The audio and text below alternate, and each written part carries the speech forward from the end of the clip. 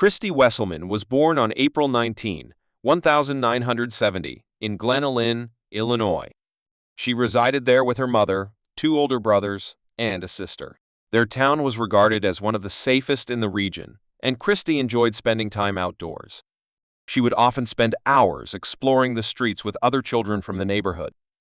At school, Christy was well-liked and had numerous friends. She was actively engaged in school activities and was elected as the vice president of her class. Additionally, she participated in volleyball and softball. During the summer of 1985, 15-year-old Christy was enrolled in summer classes and spent most of her leisure time socializing with friends.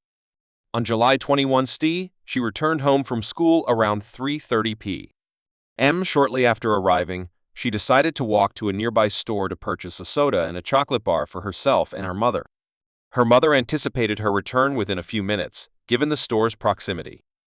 However, as time passed, it became evident that something was amiss, as Christy had not yet returned. Initially, her mother thought Christy might have encountered friends and decided to spend time with them. At that time, there were no cell phones available, leaving her unable to contact Christy, and she was left with no option but to wait. As evening approached, her concern intensified, prompting her to reach out to Christy's friends, but none had seen her.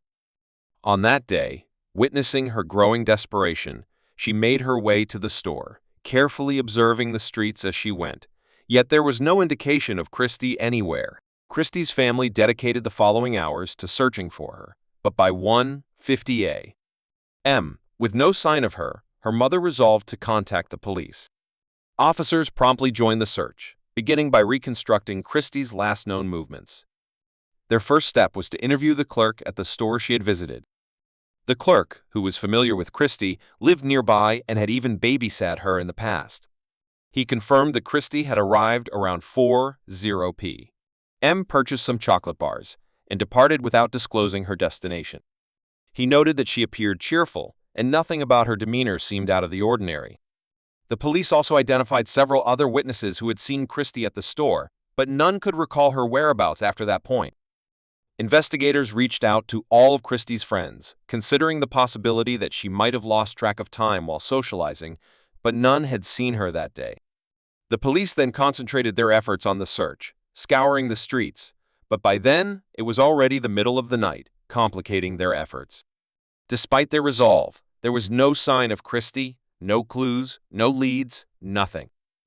The search persisted into the early morning, and by midday, a new team of officers took charge. One officer proposed retracing Christy's likely route, hypothesizing that she had taken the most direct path from the store. A shortcut from her house to the store traversed a nearby field. At that time, a large vacant lot filled with tall grass separated the residential area from the store. For adults driving cars, this was not a concern, but local children who often visited the store or the nearby McDonald's frequently opted for the shortcut through the field, where a narrow path had been worn into the grass. The detective chose to follow this trail, and as he progressed, something unusual caught his attention in the grass. Pushing through the overgrowth, he discovered a human body and quickly recognized it as Christy. He promptly called for backup, and the body was subsequently transferred to the medical examiners for further investigation. Forensic specialists meticulously searched the crime scene for any evidence, but their efforts yielded no results, no footprints, no personal belongings, and nothing to clarify the circumstances surrounding the incident. The medical examiners concluded that Christy had succumbed to 8 stab wounds. They also found indications of sexual assault and collected biological material from the perpetrator. However, in 1985, DNA testing was still in its infancy and not widely utilized in criminal investigations, so the sample was preserved for potential future analysis. Additionally, Christy's mother assisted the police in recalling another significant detail. Christy had been wearing a pearl ring on the day of her death, yet the ring was missing neither on her body nor at the crime scene. Detectives surmised that the killer may have taken it and instructed all officers to monitor pawn shops in case the murderer attempted to sell it. The investigation faced significant challenges due to the absence of physical evidence, prompting law enforcement to concentrate on identifying potential witnesses who may have observed Christy or her assailant near the field. They successfully located several individuals who had traversed the same path around the estimated time of the murder. However, none reported any suspicious activity. This was particularly perplexing, as Christie's body lay just a few yards off the trail, obscured by tall grass, making it nearly impossible to detect.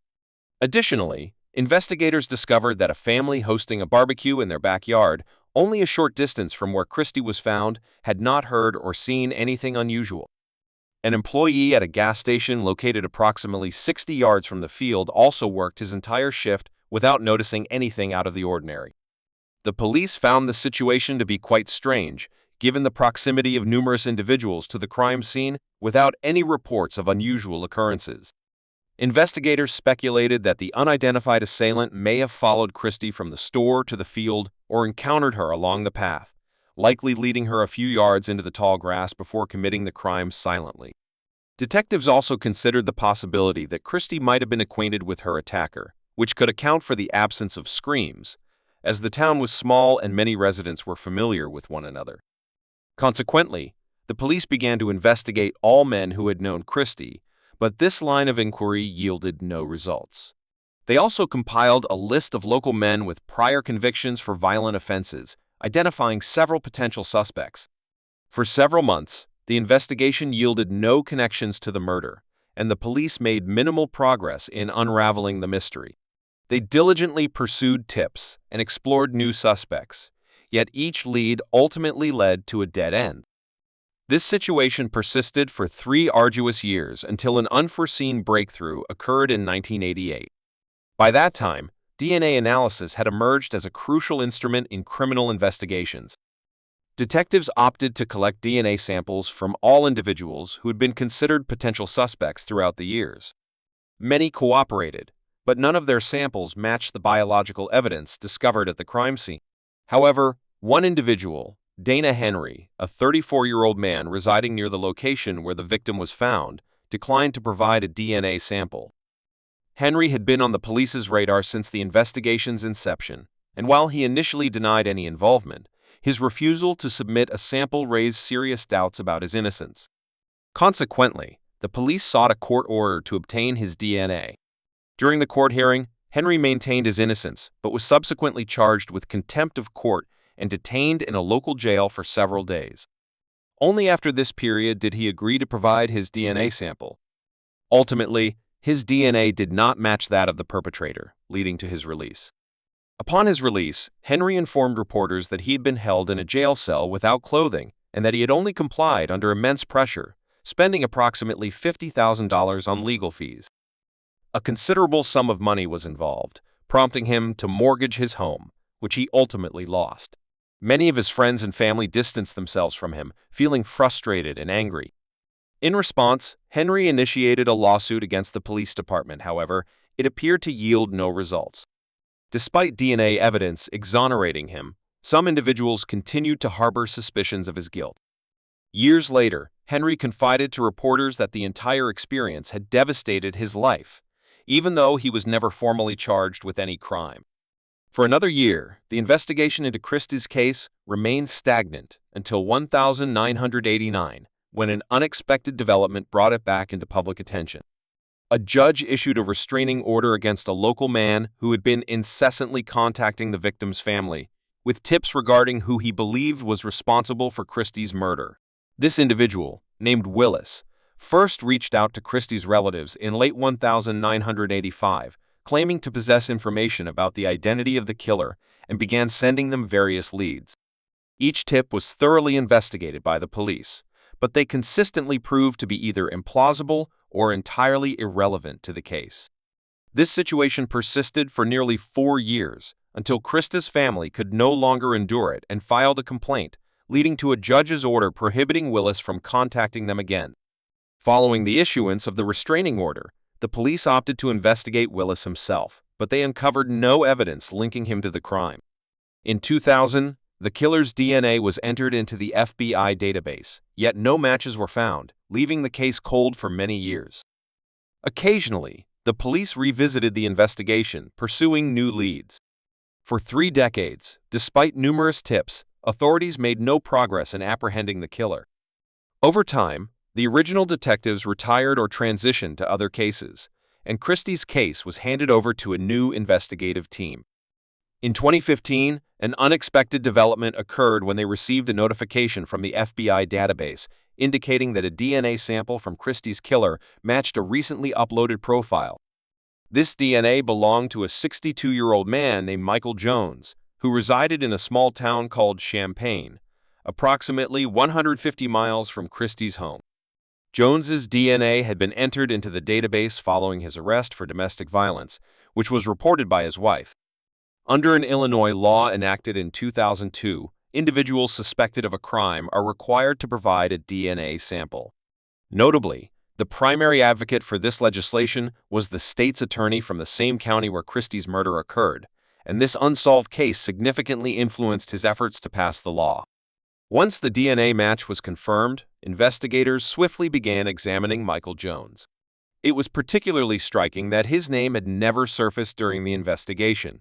He had not been identified as a suspect, witness, or even a person of interest. The detectives had simply been unaware of his existence. Michael Jones had a lengthy criminal record, with his first encounter with law enforcement occurring in the mid-1970s, when he assaulted a woman. For reasons unknown, he seemingly evaded any substantial repercussions. Just a year later, he assaulted a 27-year-old woman, leaving her injured. Michael turned himself in at a hospital parking lot after police issued a warrant for his arrest. During his trial, he conveyed profound remorse for his actions and asserted that he held a significant respect for the law, which motivated his voluntary surrender. Jones further claimed to be suffering from severe mental health issues and expressed a need for professional assistance. However, an independent psychiatrist concluded that he was fully cognizant of his actions. Consequently, Jones received a sentence of 10 to 20 years in prison, but was released early for good behavior, serving only 6 years before being back on the streets by 1983, 2 years prior to Christ's murder. Notably, the victim was not informed of his early release. She later remarked that had she been aware, she would have taken all necessary steps to contest the decision. A year following his release, Michael married, but in 1994, his first wife left him and obtained a restraining order due to his concerning interest in one of her young relatives. Despite this troubling behavior, no formal charges were filed against him. In 1999, Michael was arrested once more, this time for assaulting a family member of his new girlfriend. Investigators also discovered that Michael frequently embarked on long solo motorcycle trips and often visited relatives in Chicago. Given that Christie's town was along the outskirts of his route, it is plausible that he passed through the area while traveling to see his family, which could explain why he did not come to the attention of the detectives. Michael was merely passing through for a few hours, making it nearly impossible to track his presence. Christie's mother stated that she had never heard his name prior to the police contacting her for information about him. Initially, she did not think much of it, as investigators had reached out to her numerous times over the past 3 decades with various inquiries, making this seem like yet another routine question. However, everything changed when law enforcement obtained a new DNA sample from Michael while he was incarcerated, conclusively confirming his role as the murderer. They personally visited Christie's mother to deliver the news that, after all these years, the individual responsible for her daughter's death had finally been apprehended. Before formally charging Michael with Christ's murder, detectives spoke with his former girlfriend, who provided additional insights into his character. She characterized Michael as having a volatile temperament, capable of being calm one moment and erupting into rage the next without any clear provocation. Furthermore, she noted his obsession with detective novels and crime television shows. This information led investigators to consider the possibility that Michael might not only be responsible for Christie's murder, but could also be linked to other unsolved crimes. His frequent solo excursions, along with his criminal tendencies and fascination with crime narratives, suggested that he might possess the knowledge to evade detection and leave no evidence behind. After constructing their case against him, police officially charged Michael on September 18, 2015. He denied any involvement in Christ's murder. The case ultimately proceeded to court, but the process extended over 3 lengthy years. Until 2018, prosecutors pursued a life sentence for Michael. However, he ultimately chose to plead guilty in exchange for a reduced sentence. As part of this agreement, He was not obligated to disclose any specifics regarding the crime. Nevertheless, the DNA evidence left no doubt about his culpability. Consequently, the judge imposed an 80-year prison sentence with the possibility of parole not available until 2095. This effectively means that Michael is unlikely to ever regain his freedom. The family of the victim, Christy, expressed their gratitude to the investigators for finally resolving the case. Christy's mother voiced her anger over Michael's early release in 1983, emphasizing that had he completed his full 10-year sentence, he would not have had the opportunity to harm her daughter, and Christy would still be alive today. Henry, the individual initially suspected of the crime, also attended the trial of the actual perpetrator. In a subsequent interview, he revealed that the false accusations had devastated his life, and even decades later, he had not fully recovered. He had hoped that witnessing justice would aid in his healing, but it did not. Henry also disclosed that throughout all these years, no one from the police department had ever apologized to him, nor had anyone faced repercussions for the harm inflicted upon his life. Please share your thoughts on this narrative in the comments section, and if you found my video enjoyable, kindly press the like button. Thank you for watching.